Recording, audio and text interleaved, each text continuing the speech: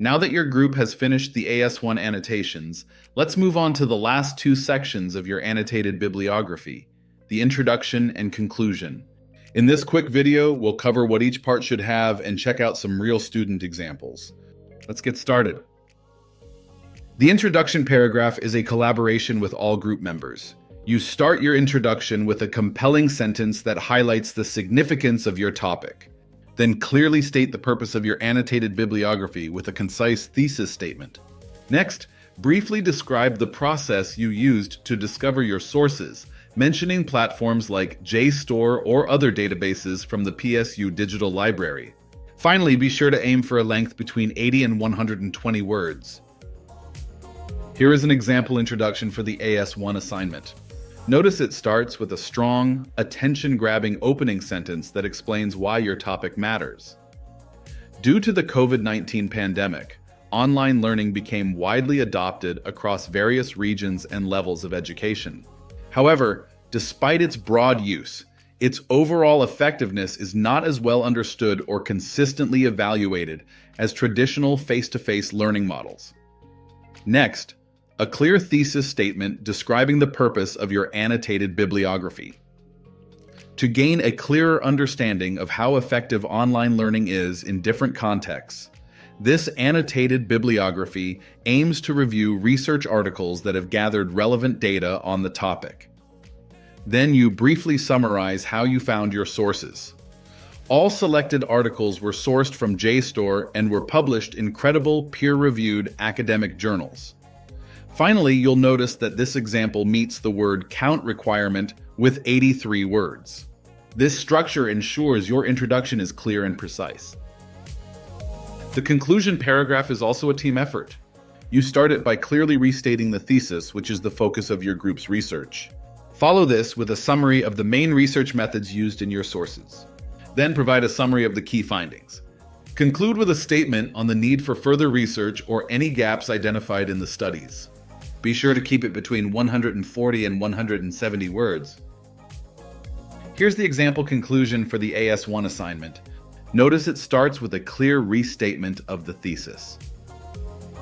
To ascertain a better understanding of the benefits and drawbacks of online learning, the annotated bibliography reviewed articles that have investigated the effectiveness of online learning opposed to traditional face-to-face models.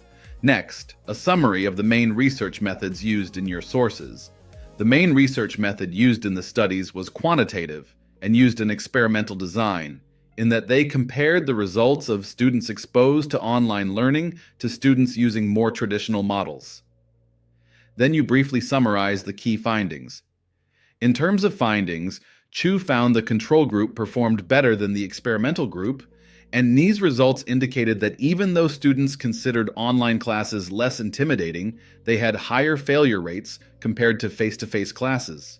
Conversely, Ozerbas and Erdogan's results indicate that students in the experimental group performed better than students in the control group. You finish the paragraph by stating the need for further research based on gaps or differences found in the studies. The differences in the results could stem from the differences in subjects, level of study, and the age of the participants or other factors related to the reviewed studies, and therefore, more research is required to ascertain a more informed insight into the effectiveness of online learning.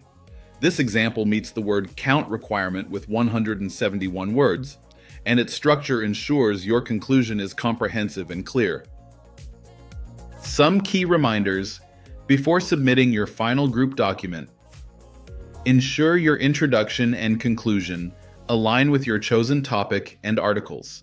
Use APA formatting for all in-text citations and references, and verify that all paragraphs meet the required word counts.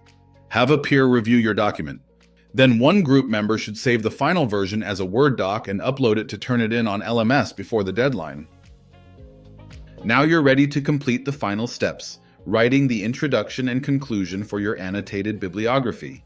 These two short paragraphs are your chance to showcase your group's effort and summarize your research clearly and effectively. Work together to ensure both sections are focused, well-structured, and reflect the key ideas from your sources.